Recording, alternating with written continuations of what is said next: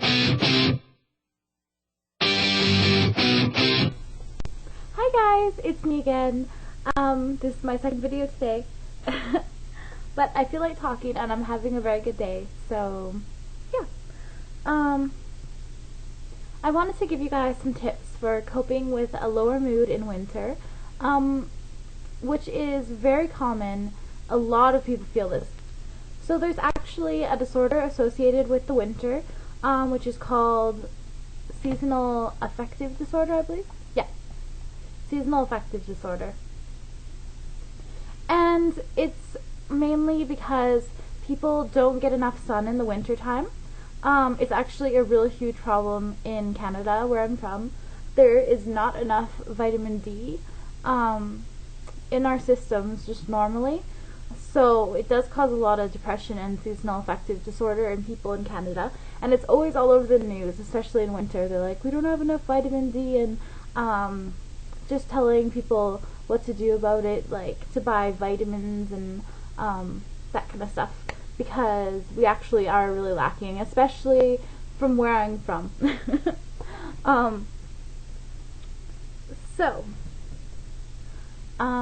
So it has to do with the cloud cover and it being darker for a lot of the time of the day. Darkness is really hard because if the sun's out, you're just naturally, you have more energy, and that is partially from the vitamin D. You just are more vibrant, you can see things better. Like, when you see the dark, your body naturally thinks it's time to sleep. And in the winter time, like up here right now, it'll still be dark by about 7 or 8 in the morning. And then it'll get light, and it's kind of like a gray color throughout the day, unless it's a really bright day. When you get a tiny bit of the blue, and there's a little bit of blue sky today, so I was pretty excited about that. And then it gets dark by about 4:30 or so. So that's a lot of nighttime, and it gets even darker as you get towards like Yukon territory and that kind of stuff. So yeah. But we need sun to feel good. And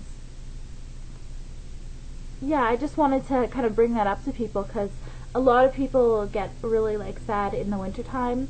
And I think it's also because there's less to do. It's more stressful driving because of the snow and the ice and the cold and stuff. A lot of cars break down, and it's also Christmas time. And a lot of people, for a lot of people it's a joyous occasion, but many people who don't have their family around them, or they just have bad memories associated with Christmas, and or they just can't afford it, and Christmas is a very expensive holiday, so it just makes them really depressed. So there's a lot of factors. Yeah. And the snow can keep people apart too. Like, my boyfriend's parents live way up north and he'd love to see them and he misses them so much, but it's just too dangerous to go up there in the winter. Like, we did it last year and it was terrifying. Like, I'm not doing that again for a while. We went on the bus, and then we drove, like, they actually live off in such a small little town. It's cute. So, like, a logging town, that we had to, the bus stopped like 2 hours away from it still, and we had to take, like, his dad picked us up, and then we went all through this crazy, like, forest and hills and off to this, like, little tiny town. It's cute, and it's like 1 street long. I love it. It's a really cool place. People actually ride around on llamas, no joke. Like, it is the weirdest place ever, but it's cool.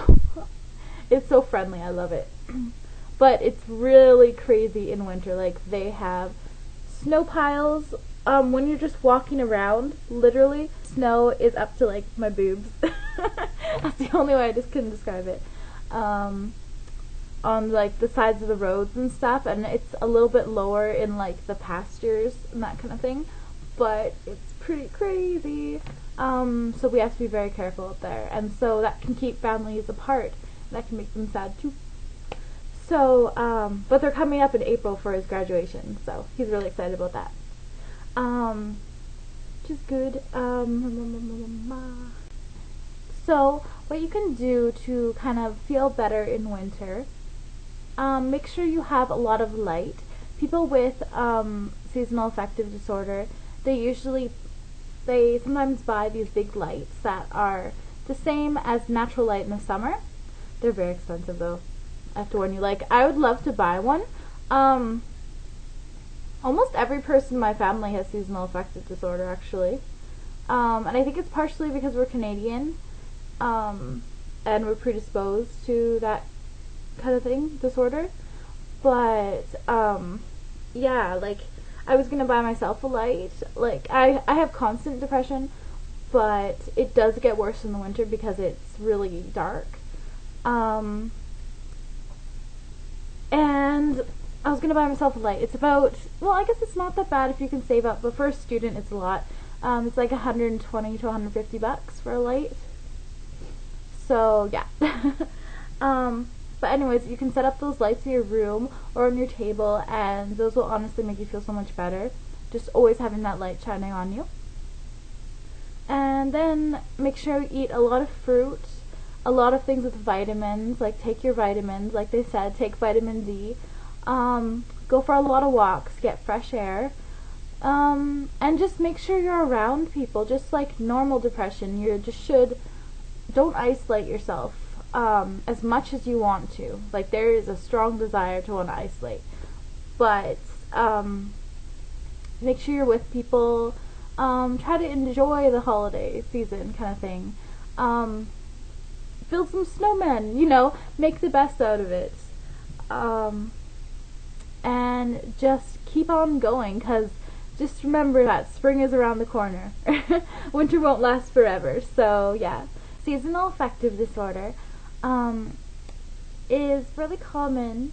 In the winter, it is usually 1% to 10% of Americans. I can't seem to find the Canadian one right now, but it doesn't sound like a lot, but when you think about it, that is like thousands of people. So it actually is quite a bit. And treatments for it are light therapy, like I said. Some people take antidepressants, go to therapy, cognitive behavioral therapy usually.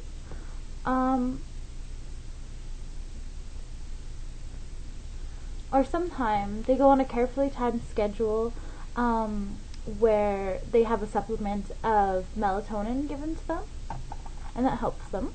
And it's usually, like, the symptoms are the same as depression. Some people gain weight, some people lose a lot of weight, can actually have morning sickness from it, difficulty waking up in the morning, oversleeping, overreacting, let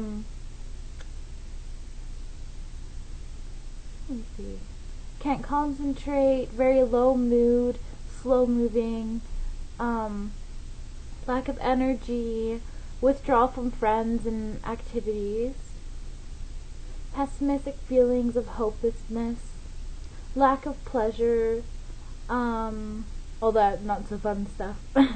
Seasonal affective disorder, it's actually called SAD,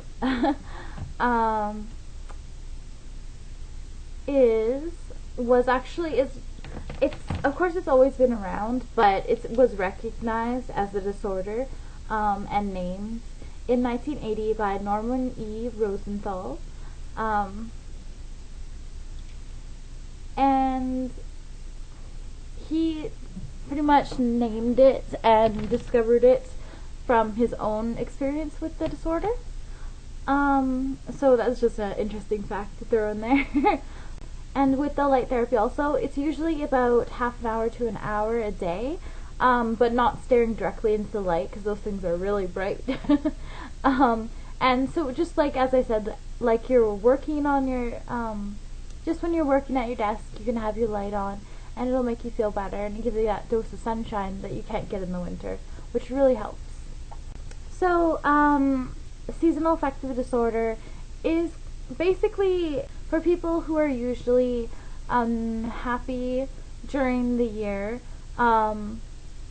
they get this. It's like, it's a seasonal depression, right? It's the same as normal depression, basically. And it just happens during the winter. Sometimes people experience it to a lesser extent during the summer, but it's most prevalent in winter because of the lack of melatonin produced and vitamin D and just sunshine in general. So yeah. So those are my tips. I think I had more, but I kind of forget right now, so sorry. But I hope that helps, and I hope you guys are having a great, happy winter, and soon to be spring. Yay! So have an awesome day, and I'll talk to you guys later. Bye!